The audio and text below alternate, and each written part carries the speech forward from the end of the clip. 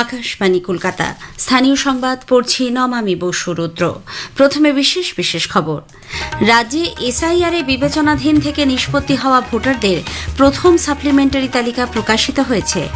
আসন্ন বিধানসভা নির্বাচন অবাধ, সুষ্ঠু ও শান্তিপূর্ণ করতে ধাপে ধাপে আরও প্রায় 1920 কোম্পানি কেন্দ্রীয় বাহিনী বাংলায় আসবে। ভোট ভয়মুক্ত রাখতে একগুচ্ছ নির্দেশ দিয়েছেন মুখ্য সচিব দুষ্যন্ত নারিয়ালা। প্রবীণ কংগ্রেস নেতা সন্তোষ পাঠক বিজেপিতে যোগ দিয়েছেন। রাজ্যপাল তথা কলকাতা বিশ্ববিদ্যালয়ের আচার্য আর.এন. রবি কৃত্রিম বুদ্ধিমত্তার সঠিক প্রয়োগের ওপর জোর দিয়েছেন। আজ বিশ্ব যক্ষ্মা প্রতিরোধ দিবস। রোগ সম্পর্কে সচেতনতা বাড়াতে বর্ষব্যাপী নানা কর্মসূচি নেওয়া হয়েছে। আইএসএল ফুটবলে ইস্টবেঙ্গল 7-0 গোলে মোহামেডান স্পোর্টিংকে পরাজিত করেছে। আসছে বিস্তারিত খবরে। রাজ্যে এসআইআর এ বিবেচনাধীন বা এডুকেশন থেকে নিষ্পত্তি হওয়া ভোটারদের প্রথম সাপ্লিমেন্টারি তালিকা প্রকাশিত হয়েছে। গত সন্ধ্যা থেকে বেশ কিছুক্ষণ অপেক্ষার পর রাত 12টার মিনিট কয়েক আগে এই তালিকা নিজেদের ওয়েবসাইটে বের করে নির্বাচন কমিশন। যাদের নাম ভোটার তালিকায় অন্তর্ভুক্ত রয়েছে এবং যাদের নাম বাদ পড়েছে তাদের আলাদা তালিকা প্রকাশ করা হয়েছে। বিধানসভা ভিত্তিক বুথ অনুযায়ী দুটি ভাগে এই তালিকা প্রস্তুত করা হয়েছে। সব মিলিয়ে এখনও পর্যন্ত প্রায় 29 লক্ষ ভোটারের নিষ্পত্তি হয়েছে বলে জানা গেছে। তবে কত নামের নিষ্পত্তির তালিকা বের হয়েছে সেই সংখ্যা উল্লেখ করা হয়নি। জানা যায়নি কত নাম বাদ পড়েছে তারও বিস্তারিত তথ্য। বুথ মাফিক অতিরিক্ত ভোটার তালিকা ডাউনলোড করে ভোটাররা তাদের তথ্য জানতে পারবেন। এদিকে গত সন্ধ্যাতেই এক সাংবাদিক বৈঠকে রাজ্যের মুখ্য নির্বাচনী আধিকারিক মনোজ কুমার আগরওয়াল জানিয়েছিলেন, বাদ পড়া ভোটাররা সদ্য গঠিত অ্যাপিলেট ট্রাইব্যুনালে তাদের বক্তব্য জানাতে পারেন। এই ট্রাইব্যুনালের কাজ করার জন্য রাজ্য সরকারের কাছে জায়গা চাওয়া হয়েছে বলেও তিনি জানান। 29 লাখ নিষ্পত্তি হয়ে গেছে, যেটা আমরা আমাদের ড্যাশবোর্ড থেকে দেখতে পাচ্ছি। ট্রাইব্যুনাল যে জাজের নোটিফিকেশন হয়ে গেছে, আমরা স্টেট গভর্নমেন্ট থেকে জায়গা চেয়েছি। আমরা চিফ সেক্রেটারির সঙ্গে কথা করেছি, যদি ওনার কাছে কোনো জায়গা আছে যেখানে সব কেস আপিল কেস নিষ্পত্তি করতে পারবেন, আমরা চেয়েছি। ওটা ফিডব্যাক হবে, তারপরে আমরা হাইকোর্টকে দেব। হাইকোর্ট থেকে ইন্সপেকশন হবে, নাহলে আমরা অন্য কোথায় দেখব। রাজ্যে আসন্ন বিধানসভা নির্বাচন অবাধ, সুষ্ঠু ও শান্তিপূর্ণ করতে ধাপে ধাপে আরও প্রায় 1920 কোম্পানি কেন্দ্রীয় বাহিনী বাংলায় আসবে। এর মধ্যে 300 কোম্পানি কেন্দ্রীয় বাহিনী আগামী 31শে মার্চের মধ্যে এসে পৌঁছাবে। ভোটারদের মনোবল বাড়াতে ও আইন শৃঙ্খলাজনিত অন্যান্য কাজের জন্য ইতিমধ্যেই 480 কোম্পানি কেন্দ্রীয় বাহিনী রাজ্যে মোতায়েন করা হচ্ছে। আরও 300 কোম্পানি কেন্দ্রীয় বাহিনী এলে বিভিন্ন জেলা ও পুলিশ কমিশনারেট কিভাবে তাদের মোতায়েন করবে তার চূড়ান্ত রূপরেখা তৈরি করতে ইতিমধ্যেই জয়েন্ট ফোর্স ডিপ্লয়মেন্ট কমিটির বৈঠক হয়। গৃহীত সিদ্ধান্ত অনুসারে কলকাতায় সর্বাধিক 60 কোম্পানি বাহিনী মোতায়েন করা হবে। এদিকে আসন্ন বিধানসভা ভোটের প্রেক্ষিতে নির্বাচন কমিশন রাজ্যের সব জেলা শাসক, জেলা পুলিশ সুপার এবং পুলিশ কমিশনারদের নিয়ে গতকাল অনলাইন পর্যালোচনা বৈঠক ও প্রশিক্ষণের শিবির করে। এতে জেলার প্রশাসনিক প্রস্তুতি এবং আইন শৃঙ্খলা পরিস্থিতি খতিয়ে দেখা হয়। বিশেষ করে অবাধ, শঙ্কা ও প্রলোভন মুক্ত নির্বাচন নিশ্চিত করার ওপর জোর দেওয়া হয়েছে।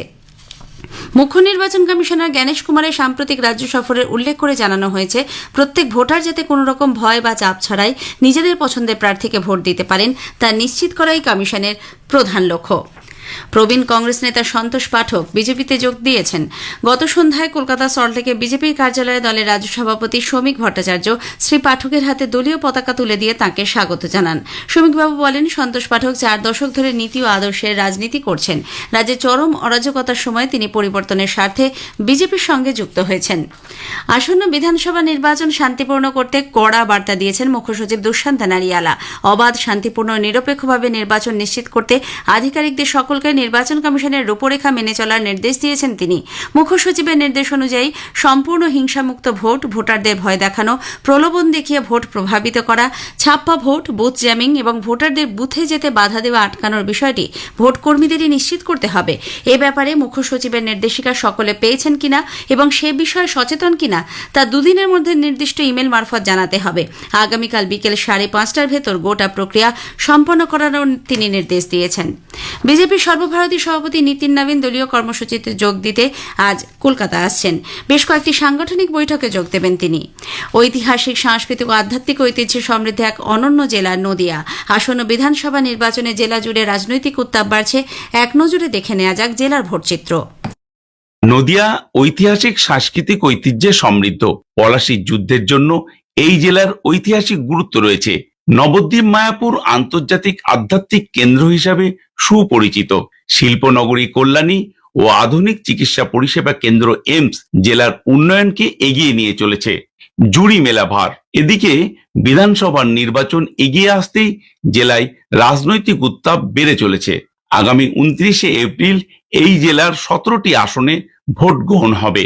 ভোট গ্রহণ কেন্দ্রের সংখ্যা থাকছে 4,686টি। মোট ভোটার 41,45,007 জন। ইতোমধ্যে তৃণমূল কংগ্রেস সব আসনে প্রার্থী ঘোষণা করেছে। বিজেপি ও বাম জোট এখনো কিছু আসন বাকি রেখেছে। প্রচারে উন্নয়ন, কর্মসংস্থান, আইন শৃঙ্খলা, অনুপ্রবেশ, সীমান্ত অপরাধ সহ নানান ইস্যু উঠে আসছে। গত বিধানসভা নির্বাচনে বিজেপি মোট 9টি আসনে জয়ী হয়, তৃণমূল কংগ্রেস 8টি আসনে জয়ী হয়। পরে উপনির্বাচনে শান্তিপুর ও রানাঘাট দক্ষিণ আসনে জয়ী হয় তৃণমূল কংগ্রেস। ফলে বিজেপির আসন কমে দাঁড়ায় 7, তৃণমূল কংগ্রেসের আসন বেড়ে দাঁড়ায় 10। এবারের বিধানসভা নির্বাচনে বিজেপি রাজ্যের আইন শৃঙ্খলার অবনতি, দুর্নীতি, তোষণ নীতিকে প্রচারে আনছে। তৃণমূল কংগ্রেস রাজ্যের নানাবিধ উন্নয়ন, লক্ষ্মীর ভান্ডার, যুবসাথীর মতো প্রকল্পগুলির কথা প্রচারে তুলে ধরছেন। বাম জোটের পক্ষ থেকে এ রাজ্যের 34 বছরে বাম শাসনের সুফলকে হাতিয়ার করে প্রচার চালানো হচ্ছে।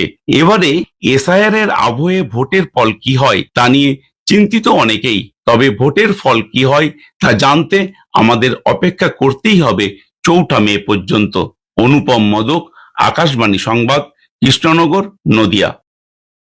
স্থানীয় সংবাদ শুনছেন আকাশবাণী কলকাতা কেন্দ্র থেকে। ভারত উন্নততর রাষ্ট্র হওয়ার দিকে এগিয়ে চলেছে বলে রাজ্যপাল তথা কলকাতা বিশ্ববিদ্যালয়ের আচার্য আর.এন. রবি জানিয়েছেন। গতকাল বিশ্ববিদ্যালয়ের বার্ষিক সমাবর্তন অনুষ্ঠানে সূচনা করে রাজ্যপাল বলেন, বিজ্ঞানী গবেষণা সহ সার্বিক উন্নয়নের ক্ষেত্রে গোটা বিশ্বকে নেতৃত্ব দেবে দেশ। এই ক্ষেত্রে একই সঙ্গে কৃত্রিম বুদ্ধিমত্তার ব্যবহার প্রসঙ্গে সচেতন থাকারও পরামর্শ দিয়েছেন তিনি। আজ বিশ্ব যক্ষ্মা দিবস। মাইকোব্যাকটেরিয়াম টিউবারকুলোসিস নামক জীবাণু দ্বারা সংক্রমিত এই রোগ সম্পর্কে সচেতনতা বাড়াতে প্রতি বছর দিনটি উদযাপিত হয়।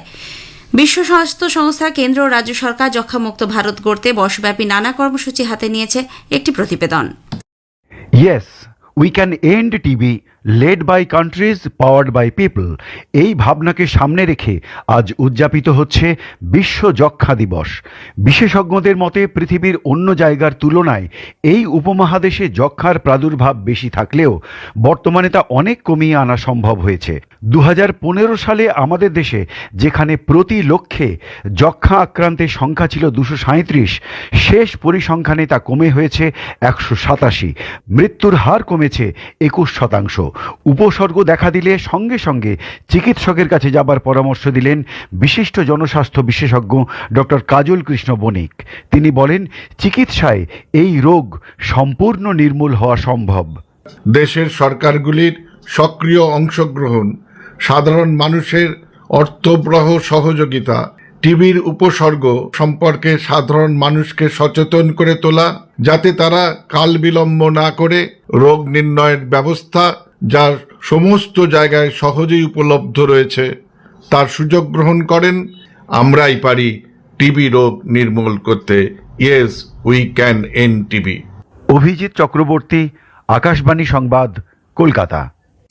যুব ভারতী ক্রীড়াঙ্গনে গতকাল আইএসএল ফুটবলে ইস্টবেঙ্গল 7-0 গোলে মোহামেডান স্পোর্টিংকে পরাজিত করেছে। ইস্টবেঙ্গলের পক্ষে আনোয়ার আলী ও ইউসেফ এজেদারি 2টি করে গোল করেন। এছাড়াও পি.ভি. বিষ্ণু, নন্দকুমার, সাউল ক্রেসপো 1টি করে গোল করেছেন। খেলার 34 মিনিটে জোসেফ আজদেই লাল কার্ড দেখায় বাকি সময় মোহামেডান স্পোর্টিংকে 10 জনে খেলতে হয়। এই বিশাল ব্যবধানে জয়ের ফলে ইস্টবেঙ্গল 6 ম্যাচে 11 পয়েন্ট নিয়ে লীগ তালিকা 4র্থ স্থানে উঠে এসেছে। আজকের প্রসঙ্গে এবারের বিষয় গ্রামীণ অর্থনীতিতে পাট চাষ ও পাট শিল্প। এই নিয়ে জুট কর্পোরেশন অফ ইন্ডিয়ার জেনারেল ম্যানেজার কল্যাণ কুমার মজুমদারের সঙ্গে কথা বলেছেন অভিজিৎ চক্রবর্তী। আকাশবাণী সংবাদ বিভাগ প্রযোজিত অনুষ্ঠানটি শুনবেন আজ রাত 8টায় গীতাঞ্জলি, ডিটিএইচ বাংলা এবং আকাশবাণী সংবাদ কলকাতা সোশ্যাল মিডিয়া প্ল্যাটফর্মে। শেষ করার আগে স্থানীয় সংবাদে বিশেষ কিছু অংশ আরও একবার। রাজ্যে এসআইআর বিবেচনাধীন থেকে নিষ্পত্তি হওয়া ভোটারদের প্রথম সাপ্লিমেন্টারি তালিকা প্রকাশিত হয়েছে। আসন্ন বিধানসভা ভোট অবাধ ও শান্তিপূর্ণ রাখতে ধাপে ধাপে আরও প্রায় 1920 কোম্পানি কেন্দ্রীয় বাহিনী বাংলায় আসবে। আজ বিশ্ব যক্ষ্মা প্রতিরোধ দিবস। রোগ সম্পর্কে সচেতনতা বাড়াতে নানা কর্মসূচি হাতে নেওয়া হয়েছে। স্থানীয় সংবাদ শেষ হলো। আকাশবাণী। খবর পড়ছি ধৃতি সেন শর্মা। বিশেষ খবর হলো, প্রধানমন্ত্রী নরেন্দ্র মোদী বলেছেন পশ্চিম এশিয়ার সংঘাতের মধ্যেই ভারত সম্পর্কের উন্নয়ন, সিদ্ধান্ত গ্রহণ এবং জরুরি পরিস্থিতি মোকাবিলায় নিজের দক্ষতা প্রমাণ করেছে। দেশে পর্যাপ্ত পরিমাণে জ্বালানি মজুত রয়েছে বলেও আশ্বাস দিয়েছেন তিনি। বিদেশমন্ত্রী ডক্টর এস জয়শঙ্কর গতকাল মার্কিন বিদেশ সচিব মার্কো রুবিওর সঙ্গে টেলিফোনে পশ্চিম এশিয়া পরিস্থিতি নিয়ে আলোচনা করেছেন। মার্কিন রাষ্ট্রপতি ডোনাল্ড ট্রাম্প হরমুজ প্রণালী আবারও খুলে দেওয়ার জন্য ইরানের সামনে চূড়ান্ত সময়সীমার মেয়াদ আরও 5 দিন বাড়িয়ে দিয়েছেন। এদিকে ইরানের সংবাদ মাধ্যম ওয়াশিংটনের সঙ্গে আলোচনার সম্ভাবনা খারিজ করে দিয়েছে। কলম্বিয়ার দক্ষিণ পশ্চিমাঞ্চলে একটি সামরিক বাহিনীর পরিবহন উড়ান ভেঙে পড়লে অন্ততপক্ষে 125 জনের মৃত্যু। পশ্চিমবঙ্গে এসআইআর প্রক্রিয়ায় বিবেচনাধীন তালিকায় থাকায় ভোটদাতাদের বহু প্রতীক্ষিত প্রথম সাপ্লিমেন্টারি বা অতিরিক্ত তালিকা গত মধ্যরাতে প্রকাশিত হয়েছে। কেরালাম, অসম ও পুডুচেরি বিধানসভা নির্বাচনে জমা পড়া মনোনয়নপত্রগুলি আজ পরীক্ষা করে দেখা হবে। আজ বিশ্ব যক্ষ্মা দিবস। রাষ্ট্রপতি দ্রৌপদী মুর্মু যক্ষ্মা রোগ নির্মূল করার লক্ষ্যে সকলকে একযোগে কাজ করার আহ্বান জানিয়েছেন। আসি বিস্তারিত খবরে। প্রধানমন্ত্রী নরেন্দ্র মোদী বলেছেন পশ্চিম এশিয়ার সংঘাতের মধ্যেই ভারত সম্পর্কের উন্নয়ন, সিদ্ধান্ত গ্রহণ এবং জরুরি পরিস্থিতি মোকাবিলায় নিজের দক্ষতা প্রমাণ করেছে। নতুন দিল্লিতে গত সন্ধ্যায় এক বেসরকারি সংবাদ মাধ্যম আয়োজিত শিখর সম্মেলনে শ্রী মোদী বলেন, ফেব্রুয়ারির 28 তারিখ থেকে বিশ্বব্যাপী এই অস্থিরতার মধ্যেও ভারত আত্মবিশ্বাসের সঙ্গে উন্নয়নের প্রতি দায়বদ্ধতার মনোভাব নিয়ে এগিয়ে চলেছে। সংঘাতের মতো কঠিন পরিস্থিতিতে ভারত কোনো রকম চ্যালেঞ্জ এড়িয়ে না গিয়ে তাকে সামনাসামনি গ্রহণ করেছে। গোটা বিশ্ব ভারতের এই উদ্যোগকে স্বীকার করেছে বলেও তিনি জানান। भारत हर आपदा का सामना करता हुए आगे बढ़ रहा है। इस समय युद्ध की परिस्थितियों में भी भारत की नीति और रणनीति देखकर, भारत का सामर्थ्य देखकर दुनिया के अनेकों देश हैरान हैं। 28 फरवरी से दुनिया में जो उथल-पुथल मची है, इन कठोर विपरीत परिस्थितियों में भी भारत प्रगति के, विकास के, विश्वास के संकल्प के साथ आगे बढ़ रहा है। তিনি বলেন, দেশে জ্বালানি, সার ও নিত্য প্রয়োজনীয় পণ্যের সরবরাহ স্বাভাবিক রাখতে সরকার সব রকমের পদক্ষেপ নিয়েছে। 140 কোটি মানুষের ঐক্যবদ্ধ সহযোগিতা দেশকে আরও এগিয়ে নিয়ে চলেছে। এর আগে লোকসভায় পশ্চিম এশিয়ার সংকটজনক পরিস্থিতি এবং তার প্রেক্ষিতে ভারতের অবস্থান নিয়ে এক বিবৃতিতে আশ্বাস দেন প্রধানমন্ত্রী যে ভারতে পর্যাপ্ত পরিমাণে জ্বালানি মজুত রয়েছে। ভারতের কাছে বর্তমানে 53 লক্ষ মেট্রিক টনেরও বেশি আপৎকালীন তেলের ভাণ্ডার রয়েছে। আরও 65 লক্ষ মেট্রিক টনের বেশি তেল মজুত করার চেষ্টা চালানো হচ্ছে। সরকার বিভিন্ন দেশের সরবরাহকারীদের সঙ্গে নিয়মিত যোগাযোগ রাখছে। आज भारत के पास 53 लाख मीट्रिक टन से अधिक का स्ट्रेटेजिक पेट्रोलियम रिजर्व है और 65 लाख मीट्रिक टन से अधिक के रिजर्व की व्यवस्था पर देश काम कर रहा है। बीते 11 वर्षों में हमारी रिफाइनिंग कैपेसिटी में भी उल्लेखनीय वृद्धि हुई है। सरकार अलग अलग देशों के सप्लायर्स के साथ भी लगातार संपर्क में है। দেশের সবকটি তৈল শোধনাগার তাদের সর্বোচ্চ ক্ষমতায় কাজ করছে এবং ঘরোয়া ও পরিবহন ক্ষেত্রে প্রাকৃতিক গ্যাসের সরবরাহ বজায় রয়েছে বলে সরকারের তরফে আশ্বস্ত করা হয়েছে। নতুন দিল্লিতে গতকাল পশ্চিম এশিয়ার সাম্প্রতিক পরিস্থিতি নিয়ে এক আন্তঃমন্ত্রক পর্যায়ের বৈঠকে পেট্রোলিয়াম ও প্রাকৃতিক গ্যাস মন্ত্রকের যুগ্ম সচিব সুজাতা শর্মা বলেন, বর্তমানে রাজ্য ও কেন্দ্রশাসিত অঞ্চলগুলিকে তাদের প্রাপ্যের 50% বাণিজ্যিক এলপিজি বিতরণ করা হচ্ছে। ওই বরাদ্দ রেস্তোরাঁ, ধাবা, হোটেল, শিল্প ক্যান্টিন, দুগ্ধ শিল্প, ভর্তুকিযুক্ত ক্যান্টিন এবং রাজ্য বা স্থানীয় সংস্থা পরিচালিত অন্যান্য ক্ষেত্রে অগ্রাধিকারের ভিত্তিতে দেওয়া হবে। এলপিজি সরবরাহের ওপর নজরদারি চালানো হলেও তার বিতরণ অব্যাহত বলে সুজাতা শর্মা জানিয়েছেন। नेचुरल गैस के संबंध में घरेलू उपभोक्ताओं को और सीएनजी ट्रांसपोर्ट के लिए 100% सप्लाई मेंटेन्ड है। इंडस्ट्रियल और कमर्शियल कंज्यूमर्स जो ग्रिड पर कनेक्टेड हैं उनको 80% उनके एवरेज कंजम्पशन का दिया जा रहा है। पिछले 3 हफ्तों में लगभग 3.5 लाख डोमेस्टिक और कमर्शियल पीएनजी कनेक्शंस दिए गए हैं। एलपीजी की पैनिक बुकिंग में कमी आई है। 92,612 মেট্রিক টনের বেশি এলপিজি নিয়ে দুটি ভারতীয় পতাকাবাহী জাহাজ জাগ বসন্ত এবং পাইন গ্যাস গত সন্ধ্যায় নিরাপদে হরমুজ প্রণালী পার করেছে। এ মাসের 26 ও 28 তারিখ জাহাজ দুটি ভারতে পৌঁছতে পারে। বিদেশমন্ত্রী ডক্টর এস জয়শঙ্কর গতকাল মার্কিন বিদেশ সচিব মার্কো রুবিওর সঙ্গে টেলিফোনে পশ্চিম এশিয়া পরিস্থিতি নিয়ে আলোচনা করেন। আন্তর্জাতিক অর্থনীতিতে পশ্চিম এশিয়ার সংঘাতের প্রভাব নিয়ে মূলত তাদের মধ্যে কথাবার্তা হয়। বিদেশমন্ত্রী সৌদি আরব, সংযুক্ত আরব আমিরশাহী সহ উপসাগরীয় সহযোগিতা পরিষদ জিসিসির সদস্য দেশগুলির প্রতিনিধিদের সঙ্গেও বৈঠক করেন। এর আগে ড জয়শঙ্কর শ্রীলঙ্কার বিদেশমন্ত্রী ভিজিতা হেরাতের সঙ্গেও টেলিফোনে বার্তালাপ করেছেন। ইরানের সঙ্গে মার্কিন যুক্তরাষ্ট্র ও ইসরায়েলের দ্বন্দ্বের ফলে গোটা বিশ্বে জ্বালানির মূল্যবৃদ্ধি ও তেল সরবরাহে বিঘ্ন ঘটায় ইউরোপীয় ইউনিয়নের প্রথম দেশ হিসেবে স্লোভেনিয়া রেশনিং ব্যবস্থা শুরু করেছে। বেসরকারি চালকরা প্রতিদিন সর্বোচ্চ 50 লিটার তেল কিনতে পারবেন। ব্যবসায়ী এবং কৃষকদের ক্ষেত্রে এই পরিমাণ 200 লিটার পর্যন্ত রাখা হয়েছে।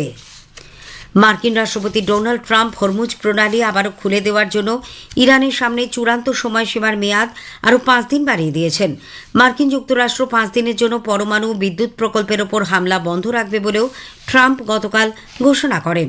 আগেকার চূড়ান্ত সময়সীমা শেষ হওয়ার মাত্র কয়েক ঘণ্টা আগে সামাজিক মাধ্যমে মার্কিন রাষ্ট্রপতি এই ঘোষণা করে বলেন, মার্কিন যুক্তরাষ্ট্র ও ইরানের আধিকারিকদের মধ্যে সাম্প্রতিক আলোচনা অত্যন্ত সুন্দর ও ফলপ্রসূ হয়েছে। এই সংঘর্ষ নিরসনে আলোচনা অত্যন্ত গুরুত্বপূর্ণ ভূমিকা পালন করতে পারে। এদিকে আমেরিকার সঙ্গে ইরান একটি চুক্তিতে আগ্রহী বলে মার্কিন রাষ্ট্রপতি যে দাবি করেছে, ইরান তা খারিজ করে দিয়েছে। মার্কিন যুক্তরাষ্ট্রের সঙ্গে তাদের কোনো রকম আলোচনার কথাও অস্বীকার করেছেন ইরানের সংসদের স্পিকার মোহাম্মদ বাঘের কোয়ালিবাফ। সমাজ মাধ্যমে এক বার্তায় তিনি বলেন, আমেরিকার সঙ্গে কোনো আলোচনা হয়নি। কলম্বিয়ার দক্ষিণ পশ্চিমাঞ্চলে একটি সামরিক বাহিনীর পরিবহন উড়ান ভেঙে পড়লে অন্ততপক্ষে 125 জনের মৃত্যু হয়েছে। 48 জনকে জীবিত অবস্থায় নিরাপদে উদ্ধার করা সম্ভব হয়েছে।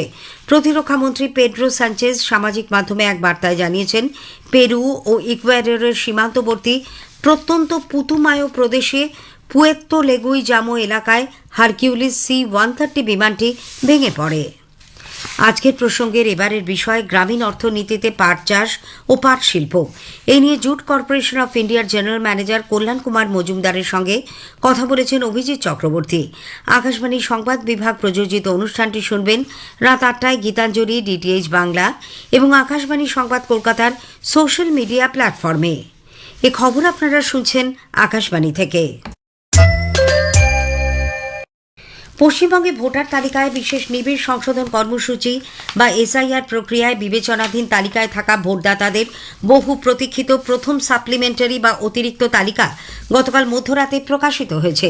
নির্বাচন কমিশনের ওয়েবসাইটে রাত প্রায় 12টা নাগাদ প্রতিটি বুথের জন্যই তালিকা আপলোড করা হয়।